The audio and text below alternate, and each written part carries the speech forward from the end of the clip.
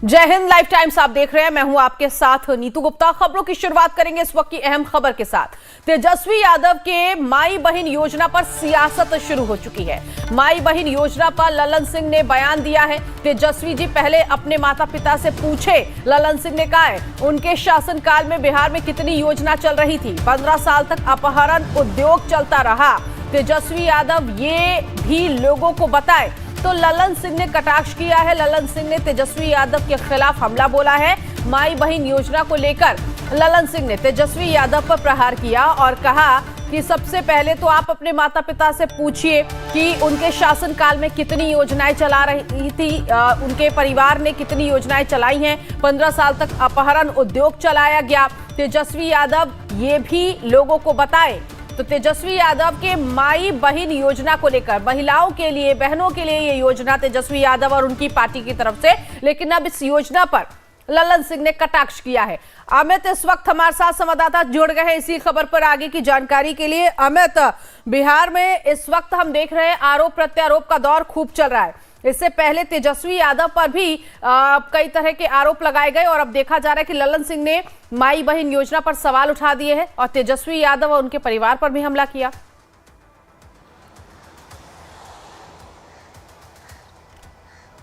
बिल्कुल नीतू, और ये कह सकते हैं कि जैसे जैसे चुनाव नजदीक आता जा रहा है, मैंने कहने का मतलब कि अगले साल यानी 2025 अब महीने के आखिरी, इस साल के आखिरी समय में इस योजना को पर बड़ा ऐलान करके तेजस्वी यादव ने एक मास्टर स्ट्रोक जरूर खेला है। लेकिन अब इस पर पलटवार करते हुए ललन सिंह ने कह दिया है कि जो माँ बहन योजना लेकर तेजस्वी यादव का ऐलान कर रहे हैं इसको, तो पहले वो अपने माता पिता से तो पूछ लें कि 15 साल के उनके शासनकाल में उन्होंने कितनी सारी योजनाएं लाई थी। और अब ललन सिंह के बाद सम्राट चौधरी का भी बयान आ गया है। कुछ पलों बाद आप सम्राट चौधरी का भी बयान सुनेंगे नीतू। उसमें सम्राट चौधरी ने कह दिया है कि जहां 950 करोड़ का चारा घोटाला हुआ, उस परिवार से जनता को, महिलाओं को कौन सी उम्मीदें हैं? ऐसे परिवार से जिन्होंने लैंड फॉर जॉब केस में उनके पिताजी जेल जा चुके, तेजस्वी यादव पर केस चल रहे हैं, पूरा परिवार इसमें संलिप्त है। दूसरी तरफ चारा घोटाला का मामला अलग चल रहा है, उसमें सजायाफ्ता है लालू प्रसाद यादव। तो पहले इसका तो हिसाब दे कि जनता की जो गाड़ी कमाई उसको लूटा गया, उसका हिसाब दे, तब ये ललन सिंह ने किस तरह से तेजस्वी यादव पर प्रहार किया है अपने बयान के जरिए, पहले वो सुनवा देते हैं। तेजस्वी जी के माता पिताजी 15 साल बिहार में राज किए थे ना, तो कौन सा योजना लाए थे? जरा ये भी तो बतावें वो कि मेरे माता पिताजी ने बिहार में कहाँ बिहार को पहुँचा दिया था। बिहार में न सड़क था, न बिहार में बिजली थी, न बिहार में कानून व्यवस्था था, अपहरण का उद्योग चलता था। इस सब पर भी तो बोलना चाहिए उनको।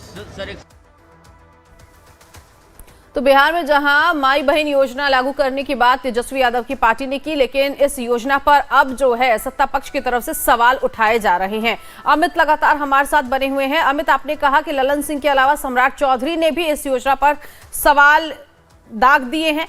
अब कैसे देखें कि एक तरफ तेजस्वी यादव की योजना, क्योंकि अगर दूसरे स्टेट्स की बात करें, झारखंड की भी बात करें, तो वहां पर भी मैया योजना को लेकर खूब सियासत हुई थी और अब महिलाओं के लिए जो ये योजना है माई बहन योजना, इस पर भी सियासत शुरू हो गई है। देखिए नीतू, थोड़ा सा इस पे दो चीजों पे ध्यान देना होगा, क्योंकि अगर तेजस्वी यादव ने माई बहन योजना के बारे में ऐलान किया है, तो ये भी समझना जरूरी है कि क्या तेजस्वी यादव को अपने एमवाई समीकरण, जो सबसे मजबूत मानी जाती है लालू प्रसाद यादव की पार्टी के लिए, कि एमवाई समीकरण के दम पर वो सत्ता में वापसी कर सकते हैं। तो क्या उनको अपने एमवाई समीकरण पे भरोसा नहीं है? जो सबसे ज्यादा बड़ा वोट बैंक, 33% वोट बैंक जो है वो लालू यादव के साथ रही है।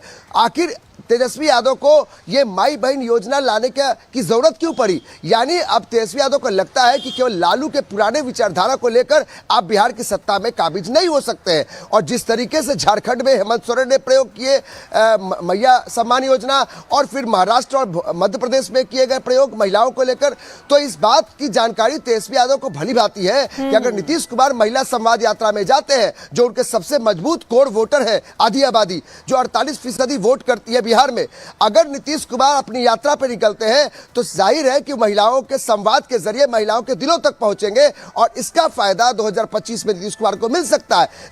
यही कारण है नीतू कि तेजस्वी यादव को आनंद फानन में दरभंगा में एक प्रेस कॉन्फ्रेंस करना पड़ा और उस प्रेस कॉन्फ्रेंस में एक बड़ा ऐलान करना पड़ा जिसमें उन्होंने 2500 रुपए महिलाओं के खाते में सीधे खाते में जाने की बात कही है। यह ऐसी जरूरत इसलिए भी पड़ी है तेजस्वी यादव को क्योंकि तेजस्वी यादव को लगता है कि अगर हम ये ऐलान नहीं करते हैं तो इससे पहले तो 225 करोड़ का जो राशि आवंटित हुई है कैबिनेट से नीतीश कुमार को योजना नजर आ रहे, चाहे वो झारखंड की बात हो, मध्य प्रदेश की बात हो, महाराष्ट्र की बात हो, महिला वोट बैंक के लिए जो ये योजनाएं शुरू की जा रही है ये कारगर भी साबित हो रही है और इसका असर भी पार्टियों को मिलता हुआ दिख रहा है। और इसी में अब देखिए बिहार में भी ये माई बहन योजना जिसको लेकर उन्होंने कहा है कि उनकी सरकार यानी कि आरजेडी की गठबंधन की सरकार बनती है तो ये योजना जो है महिलाओं के लिए लागू की जाएगी। 2500 रुपए इस योजना के अंतर्गत महिलाओं को हर महीने दिए जाएंगे। लेकिन इस पर सियासत भी अब शुरू हो गई है। ललन सिंह से पहले अमित शाह, डिप्टी सीएम विजय सिन्हा ने भी इस पर तंज कसा था इस योजना का। जैसे ही ऐलान तेजस्वी यादव की तरफ से किया गया उन्होंने कहा कि राजनीति के लिए तेजस्वी यादव कमिटमेंट नहीं एंटरटेनमेंट करते हैं।